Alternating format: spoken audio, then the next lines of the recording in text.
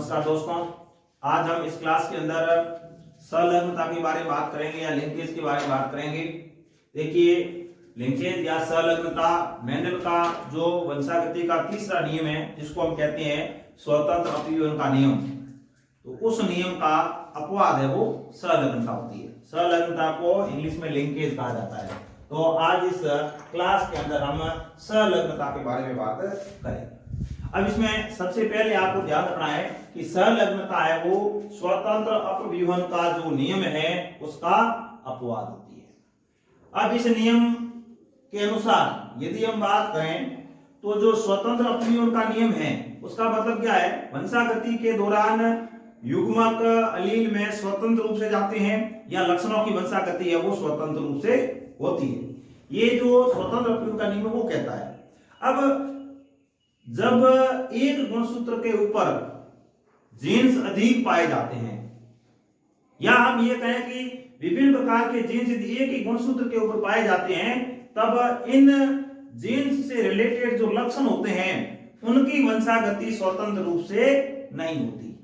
मतलब ये हुआ कि स्वतंत्र अपव्यूहन का जो नियम है उस नियम का पालन कब होता है, जब इन लक्षणों के जीन्स अलग अलग गुणसूत्र पर पाए जाते हैं। जब तक ये अलग अलग गुणसूत्र पर पाए जाते हैं तो स्वतंत्र अपव्यूहन के नियम का पालन होता है, और यदि जीन्स एक ही गुणसूत्र के ऊपर पाए जाते हैं तो वहां पर स्वतंत्र अपव्यूहन के नियम का पालन नहीं होता। मतलब ये हुआ कि इसमें वंशागति के दौरान ये जितने भी जीन्स है ये वंशागति के दौरान साथ साथ जाने का प्रयास करते हैं। मतलब ये जीन्स या युग्म विकल्पी या एलील है वो साथ साथ जाते हैं, इसी को हम संलग्नता कहते हैं। अब देखिए, लक्षणों की साथ साथ वंशागति को संलग्नता कहा जाता है। लक्षणों की साथ साथ वंशागति मतलब लक्षणों का वंशागति के दौरान साथ साथ जाना, उसको हम संलग्नता कहेंगे। अब लक्षण साथ साथ जा रहे हैं तो स्वतंत्र अपव्यूहन के नियम का पालन नहीं होता है। हमने स्वतंत्र अपव्यूहन नियम के अंदर बात की कि लक्षण वंशागति के दौरान स्वतंत्र रूप से जाते हैं, लेकिन लिंकेज के अंदर लक्षण साथ साथ जाने का प्रयास करते हैं। तो लक्षणों की साथ साथ वंशागति संलग्नता कहलाती है। संलग्नता शब्द दिया था मॉर्गन ने। संलग्नता शब्द है वो थॉमस हंट मॉर्गन ने दिया था, और इसकी खोज करने वाले वैज्ञानिक थे बेटसन व पुनेट। संलग्नता की खोज किसने की? बेटसन व पुनेट। एक पौधे का नाम है मीठी मटर, रेथाइरस ओडोटेरस। मीठी मटर के अंदर इन्होंने संलग्नता की खोज की। अब देखिए, जब संलग्नता की खोज की उससे पहले सटन और बोवेरी इन्होंने गुणसूत्र सिद्धांत दिया, वंशागति का गुणसूत्र सिद्धांत प्रस्तुत किया, और उस सिद्धांत के अंदर संलग्नता के बारे में बात कही। तो जो गुणसूत्र सिद्धांत दिया गया उस गुणसूत्र सिद्धांत के अंदर संलग्नता के बारे में बताया गया, यह बात वहां पर हुई थी। अब ऐसे जीन जो साथ साथ जाते हैं, ऐसे जीन जो संलग्न होते हैं उनको हम संलग्न जीन कहते हैं। और ये जो संलग्न जीन होते हैं, अब संलग्न का मतलब साथ साथ जाने वाले जीन। अब साथ साथ जाने वाले जीन एक ही गुणसूत्र के ऊपर पाए जाते हैं और वो रेखीय क्रम में पाए जाते हैं। देखिए, ये जैसे गुणसूत्र है और इस गुणसूत्र के ऊपर ये विभिन्न प्रकार के जीन्स पाए जाते हैं। तो एक गुणसूत्र के ऊपर पाए जाने वाले जीन्स जो साथ साथ वंशागत होते हैं उनको संलग्न जीन कहा जाता है, और इन जीन्स से रिलेटेड जो लक्षण होते हैं इनको संलग्न लक्षण कहा जाता है। और ये जीन्स गुणसूत्र के ऊपर रेखीय क्रम में पाए जाते हैं। सभी जीन्स मिलकर संलग्न समूह का निर्माण करते हैं। अब देखिए, एक गुणसूत्र के ऊपर ये जो जीन है, इन जीन्स के बीच की जो दूरी होती है, इस बीच की दूरी को सेंटीमॉर्गन कहा जाता है। क्या कहेंगे? सेंटीमॉर्गन। गुणसूत्र के ऊपर पाए जाने वाले जीन्स के बीच की दूरी सेंटीमॉर्गन कहलाती है। और यह जो सेंटीमॉर्गन जो नाम रखा गया, ये मॉर्गन के नाम के पीछे रखा गया। तो सेंटीमॉर्गन के बीच की दूरी होगी। अब यहां पर हम बात करें कि इनके बीच की दूरी यदि ज्यादा होगी तो संलग्नता कम होगी, यदि इनके बीच की दूरी अधिक होगी तो संलग्नता कम होगी। ये एक दूसरे के विपरीत रहेंगे। जिन के बीच की दूरी यदि कम, तीन का चिन्ह मैंने नीचे की ओर किया, इसका मतलब है दूरी कम तो संलग्नता अधिक होती है। दो जीन्स के बीच की दूरी अधिक होगी तो संलग्नता कम होगी, दूरी कम होगी तो संलग्नता अधिक होगी। कहने का मतलब यह है कि एक गुणसूत्र के ऊपर जो जीन्स पाए जाते हैं, ये जीन्स यदि दूर दूर होंगे तो वंशागत होने की संभावना कम है, और यदि पास पास स्थित होंगे तो संलग्नता अधिक होगी, एक दूसरे के विपरीत होते हैं। तो इस तरह से संलग्नता के अंदर लक्षण या जीन है वो साथ साथ जाने का प्रयास करते हैं। अब जो वंशागति का गुणसूत्र सिद्धांत सट्टन और बोवेरी ने दिया था, उन्होंने कहा कि गुणसूत्र जोड़ों में होते हैं, जीन्स गुणसूत्रों के ऊपर पाए जाते हैं, जीन्स भी जोड़ों में पाए जाते हैं, विभिन्न प्रकार के लक्षणों का निर्धारण जीन्स के द्वारा किया जाता है, जीन्स रेखीय क्रम में व्यवस्थित होते हैं, ये सब बात है वो गुणसूत्र सिद्धांत के अंदर आती है। लेकिन इसका जो सत्यापन है, जो गुणसूत्र सिद्धांत है, इसका प्रैक्टिकली या प्रयोगशाला के अंदर सत्यापन करने वाले जो वैज्ञानिक थे वो थे मॉर्गन। वैज्ञानिक का नाम क्या था? मॉर्गन था। तो मॉर्गन ने जो गुणसूत्र सिद्धांत है, जो क्रोमोसोमल थ्योरी है, उसका प्रायोगिक सत्यापन किया। अब इन्होंने इसका प्रायोगिक सत्यापन किया, इसलिए मॉर्गन को प्रयोगात्मक आनुवांशिकी का जनक कहा जाता है। ये हम मॉर्गन के प्रयोग में बात करेंगे। मॉर्गन को प्रयोगात्मक आनुवांशिकी का जनक कहा जाता है। यहाँ ये जो बात है, ये हमने जब यह चैप्टर शुरू किया था उस समय भी बात की थी। विशेष प्रकार के, जैसे मान लो मेंडल के बारे में बता दिया, आनुवांशिकी के जनक, फादर ऑफ जेनेटिक्स। उसके बाद में बेटसन के बारे में बात हुई, उनको फादर ऑफ मॉडर्न जेनेटिक्स कहा जाता है। और वहीं पर मैंने आपको ये लिखवाया था, जो मॉर्गन है वो फादर ऑफ एक्सपेरिमेंटल जेनेटिक्स इनको कहा जाता है। मतलब प्रयोगात्मक आनुवांशिकी का जनक किसे कहा जाता है? मॉर्गन को कहा जाता है। यहाँ पर एक बात और हम यहीं पढ़ लेते हैं कि जो मॉर्गन ने प्रायोगिक सत्यापन किया, कौन से जंतु के ऊपर किया? तो इन्होंने जो इसका सत्यापन किया वो किया फल मक्खी पर। प्रयोग किए उन्होंने फल मक्खी के ऊपर। फल मक्खी को ड्रोसोफिला भी कहा जाता है। फल मक्खी का वैज्ञानिक नाम क्या है? ड्रोसोफिला मेलेनोगास्टर। तो इस तरह से ये जो बातें हुई, थॉमस हंट मॉर्गन, इन्होंने गुणसूत्र सिद्धांत का प्रायोगिक सत्यापन किया, फल मक्खी या ड्रोसोफिला के ऊपर अपने प्रयोग किए। संलग्नता की यदि हम परिभाषा की बात करें तो देखिए, जब दो या अधिक जीन समान गुणसूत्रों के ऊपर स्थित होते हैं, जब दो या दो से अधिक जीन समान गुणसूत्रों के ऊपर स्थित होते हैं तथा साथ साथ वंशागत होते हैं, मतलब समान गुणसूत्रों के ऊपर होते हैं, आपस में भौतिक रूप से जुड़े हुए होते हैं और इनकी वंशागति है वो साथ साथ होती है, तो इस परिघटना को संलग्नता या लिंकेज कहा जाता है। अब इसमें जैसे ये गुणसूत्र है, दूसरा ये गुणसूत्र है। अब ये जो गुणसूत्र है, इनके ऊपर जो जीन पाए जाते हैं, जैसे ये X और ये X और A, ये जो जीन है जो संलग्नता दर्शाएंगे या इनकी वंशागति साथ साथ होगी, तो इसको हम कहेंगे संलग्न जीन। और इनसे जो लक्षण निर्धारित होंगे उनको हम कहेंगे संलग्न लक्षण। तो इस तरह से संलग्नता की बात करते हैं, संलग्नता की सामर्थ्य की बात करते हैं, मतलब संलग्नता कम होगी या ज्यादा होगी उसको हम कहेंगे संलग्नता की सामर्थ्य। तो संलग्नता की जो सामर्थ्य है वो जीन के बीच की दूरी पर निर्भर करती है। जीन, दो जीन के बीच में दूरी कितनी है, और दूरी के साथ साथ यह जीन विनिमय और जो नए संयोग बन रहे हैं उन पर भी निर्भर करती है। तीन घटक हो गए, जीन्स के बीच की दूरी, जीन विनिमय या क्रॉसिंग ओवर, पुनर्योगज या रिकॉम्बिनेशन। ये जो तीन बिंदु है, इन तीनों के व्युत्क्रमानुपाती क्रमानुपाती होती है। व्युत्क्रमानुपाती मतलब होता है उल्टा, जैसे जीन के बीच की दूरी अधिक होगी तो संलग्नता कम होगी, एक दूसरे के विपरीत कार्य करेंगे। दूरी कम होगी तो संलग्नता अधिक होगी, दूरी अधिक होगी तो संलग्नता कम होगी। दूसरा जीन विनिमय, अब जीन विनिमय अधिक होगा तो संलग्नता कम होगी, जीन विनिमय कम होगा तो संलग्नता अधिक होगी। अब ये पुनर्योजन मतलब नए जो जीन बन रहे हैं, वंशागति के दौरान जो अजनकीय जीनों का संयोजन हो रहा है, जब वंशागति होगी F1 पीढ़ी F2 पीढ़ी बढ़ेगी तो उसमें कुछ तो ऐसे होते हैं जो पैतृक होते हैं, जनकीय लक्षण होते हैं। तो जो जनकीय लक्षण है उनको छोड़कर जो नए संयोग बनते हैं उनको हम कहते हैं पुनर्योजन या रिकॉम्बिनेशन। तो जो नए संयोजन या नए जीनों के संयोजन का निर्माण हो रहा है या उनका उत्पादन हो रहा है, इसको हम कहेंगे पुनर्योजन।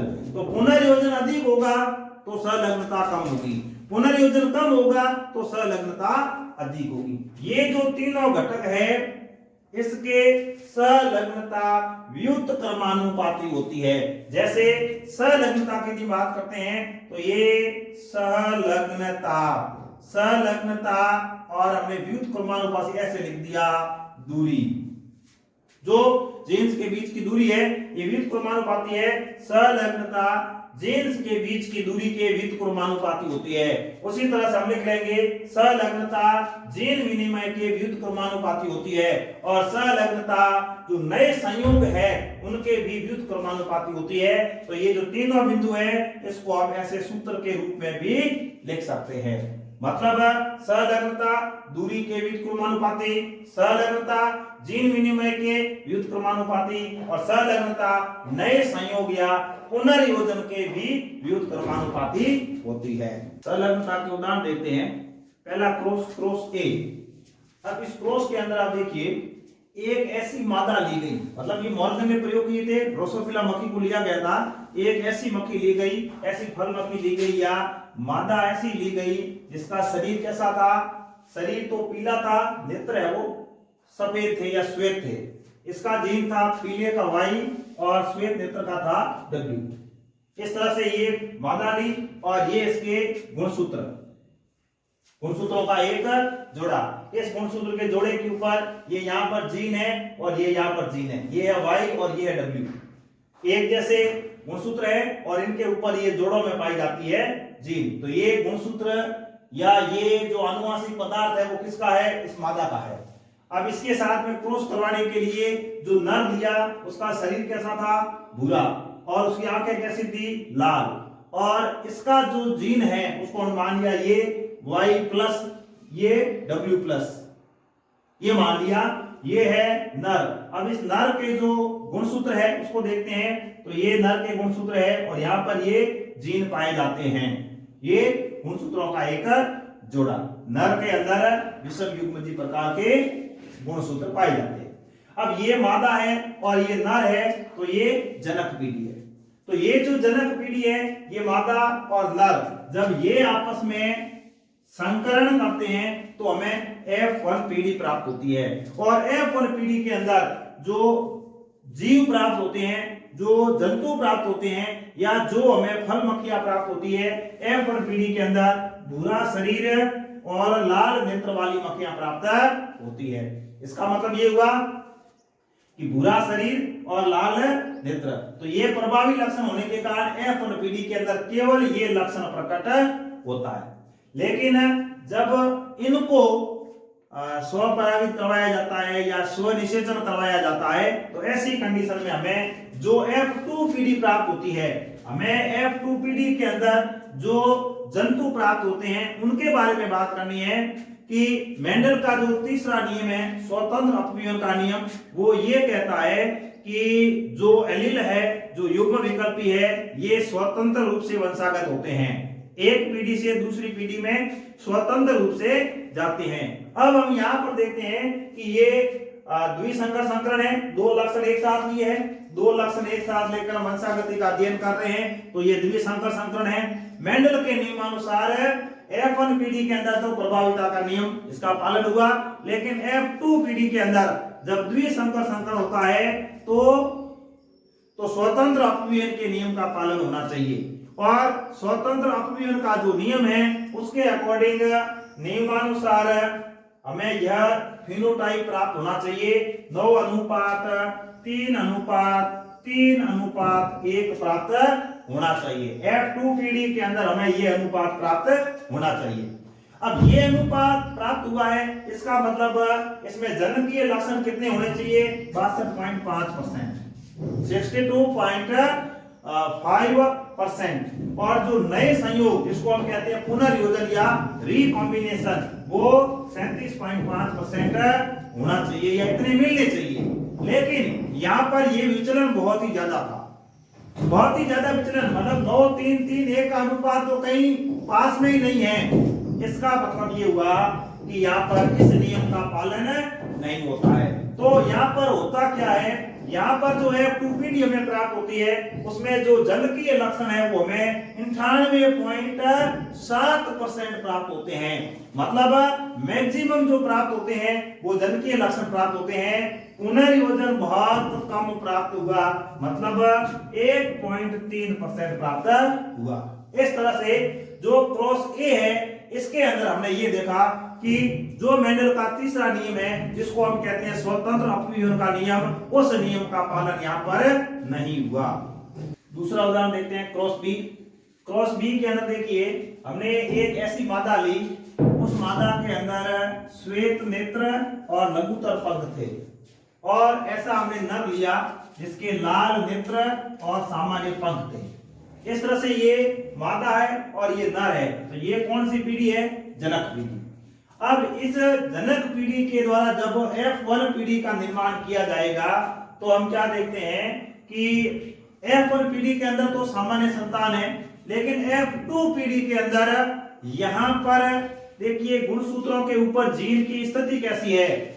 इस दूसरे क्रॉस के अंदर ये जो जीन है, ये श्वेत नेत्र के लिए, नेत्र का श्वेत रंग हो उसके लिए जीन कौन सा है? W, और लघुतर पंख मतलब छोटे पंख हो इसके लिए जीन कौन सा है? M। तो इस गुणसूत्र के ऊपर ये जो जीन है ये थोड़ी ज्यादा दूरी पर है, मतलब अधिक दूरी पर है।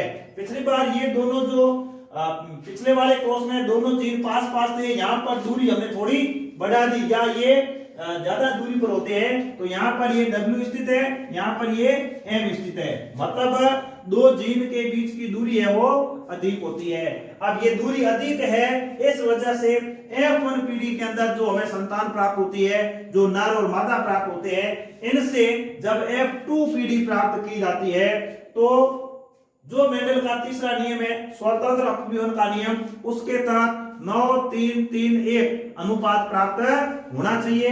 या हम ये कहें कि जन्मकीय लक्षण नियमानुसार 62.5 और नए संयोग 37.5 ये है वो प्राप्त होना चाहिए। तब यहाँ पर पिछली बार तो बहुत ज्यादा विचलन था, मतलब क्रॉस एक के अंदर विचलन बहुत ज्यादा था, वहां पर जन्मकीय लक्षण हमें 98.7% जन्मकीय लक्षण प्राप्त हुए और 1.3% है वो रिकॉम्बिनेशन प्राप्त हुए थे। अब यहाँ पर दो जीन्स के बीच में दूरी अधिक होने के कारण यहाँ पर देखिए जो जन्मकीय लक्षण है वो 62.8% और पुनर्योजन है वो 37.2% प्राप्त हुआ। इस तरह से यहाँ पर जो वैज्ञानिक थे, जो मॉर्गन थे, उन्होंने ये कह दिया कि सहलग्नता का गुण पाया जाता है। ये जीन पास पास होंगे तो ये साथ साथ जाते हैं, या साथ साथ जाने की संभावना अधिक रहती है। यदि ये दूर दूर हो तो ये दूर हो जाते हैं या साथ नहीं जाते हैं। क्रॉस ए के अंदर जीन पास पास थे, इसलिए ये पास पास थे, साथ साथ चले गए, इसलिए जन्मकीय लक्षण है वो 98.7% प्राप्त हुए। जबकि यहाँ पर जीन थोड़े दूर दूर थे, जीन के बीच में दूरी अधिक थी, या सहलग्न जीन्स के बीच में दूरी अधिक होने के कारण ये जीन्स साथ साथ नहीं गए या सहलग्नता कम हुई।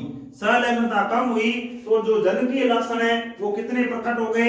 62.8%, और नए संयोग या पुनर्योजन कितने हो गए? 37.2%। तो इस तरह से जीन्स के बीच की दूरी अधिक होगी तो सहलग्नता कम होगी, दूरी कम होगी तो सहलग्नता अधिक होगी। ये हमने दो प्रकार के जो क्रॉस किए, क्रॉस ए और क्रॉस बी, इन दो क्रॉस के द्वारा समझने का प्रयास किया। पहले क्रॉस में तो था जीन के बीच की दूरी कम है तो सहलग्नता अधिक। अब संलग्नता अधिक होगी तो जनकीय लक्षण अधिक प्रकट होंगे, संलग्नता कम होगी तो जनकीय लक्षण कम प्रकट होंगे। ये है। अब यहां पर जीन्स के बीच की दूरी अधिक है, जीन्स के बीच की दूरी अधिक है तो संलग्नता कम होगी। अब संलग्नता कम होगी तो पुनर्योजन है वो बढ़ेगी, पुनर्योजन रिकॉम्बिनेशन बढ़ेगा। क्रॉस ए की बात करें तो क्रॉस ए के अंदर संलग्न जीनों के बीच की दूरी कम थी, संलग्न जीनों के बीच की दूरी कम थी। इसका मतलब जो F2PD में हमें संतान प्राप्त हुई उनमें जनकीय लक्षण अधिक थे। कितने थे? 98.7%।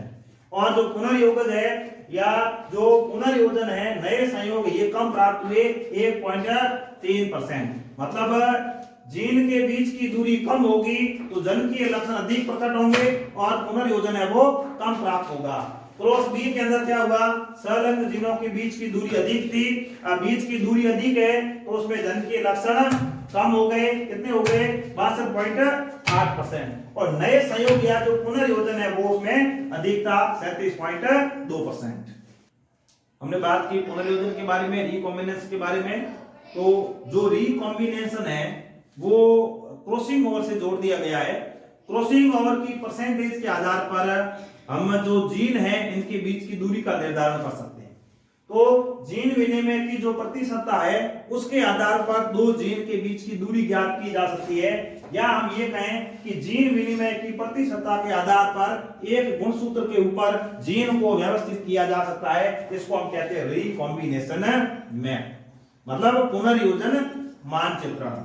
हम क्रॉसिंग ओवर या जो जीन विनिमय है उसका परसेंटेज दिया, परसेंटेज के आधार पर हम क्या करेंगे, एक गुणसूत्र के ऊपर पाए जाने वाले जो जीन हैं उनको व्यवस्थित कर देंगे कि आगे कौन सा होगा, पीछे कौन सा होगा, बीच में कौन सा होगा। इसको अरेंज किया जा सकता है, इसको रिकॉम्बिनेशन मैप कहा जाता है। देखिए मॉर्गन के शिष्य थे अल्फ्रेड स्टर्टिवेंट, शिष्य का नाम था अल्फ्रेड स्टर्टिवेंट। इन्होंने सबसे पहले सर्वप्रथम रिकॉम्बिनेशन मैप तैयार किए थे या बनाए थे, और इन्होंने मॉर्गन की यादगार में, मतलब पूरा खोज का श्रेय मॉर्गन को जाता है। इन्होंने मॉर्गन की यादगार में जो दो जीन होते हैं इनके बीच की दूरी को सेंटीमॉर्गन नाम दिया। दूरी को क्या नाम दिया? सेंटीमॉर्गन। मॉर्गन जो वैज्ञानिक थे, प्रयोगात्मक आनुवांशिकी के जनक थे, फल मक्खी के ऊपर प्रयोग किए थे, और इस वैज्ञानिक का नाम इन्होंने यहां पर रखा सेंटीमॉर्गन। दो जीन के बीच की दूरी सेंटीमॉर्गन कहलाती है। अब इस आधार पर हम एक समस्यागत प्रश्न करते हैं, अंकगणितीय प्रश्न करते हैं कि रिकॉम्बिनेशन मैप कैसे तैयार किए जाते हैं और जीन को गुणसूत्र के ऊपर किस तरह से व्यवस्थित किया जाता है। तो देखिए एक गुणसूत्र है, उसके ऊपर 4 जीन पाए जाते हैं, A, B, C और D। अब जीन विनिमय के परसेंटेज की बात करते हैं तो A और D ये जो दो जीन है इनकी जीन विनिमय की परसेंटेज है 10% या 10%। A और C इनकी परसेंटेज है 3, C और D इनकी परसेंटेज है 7, AB परसेंटेज 5 और CB परसेंटेज है 8। अब परसेंटेज के आधार पर जैसे ये एक गुणसूत्र है, अब इस गुणसूत्र के ऊपर हम देखो सबसे पहले A और D, ये A और ये D, इनके बीच में हमने दूरी रख दी 10 सेंटीमॉर्गन, ये 10 हो गया। इसके बाद में AC, ये A और ये C, इनके बीच में कितनी है 3%, तो ये 3 आ गए यहाँ पर। फिर C और D, ये CD कितनी है 7, तो ये हो गया C और D के बीच में 7, तो ये 7 है। A और C के बीच में 3 है, A और D के बीच में ये ऑटोमेटिक हो गया 10। उसके बाद में AB, अब ये A और ये B बीच में कितनी दूरी है 5 सेंटीमॉर्गन, और C और B, ये C और ये B, तो 5 ये हो गई और 3 इन दोनों के बीच में मिलाकर कितनी हो जाएगी 8। तो इस तरह से इस गुणसूत्र के ऊपर जीन की व्यवस्था कैसी है, इनके ऊपर व्यवस्था है B, A, C और D।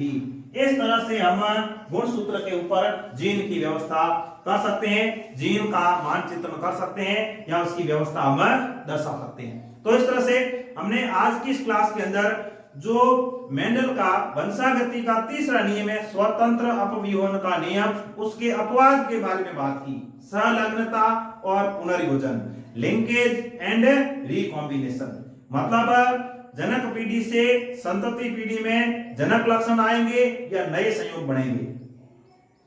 जनक लक्षण आते हैं तो हम संलग्नता कहेंगे और नए संयोग बनते हैं उनको पुनर्योजन या रिकॉम्बिनेशन कहा जाता है। क्रॉसिंग ओवर की प्रतिशतता के आधार पर गुणसूत्र के ऊपर जीन की व्यवस्था की जाती है, इसको रिकॉम्बिनेशन मैप कहा जाता है। दो जीन के बीच की दूरी सेंटीमॉर्गन कहलाती है।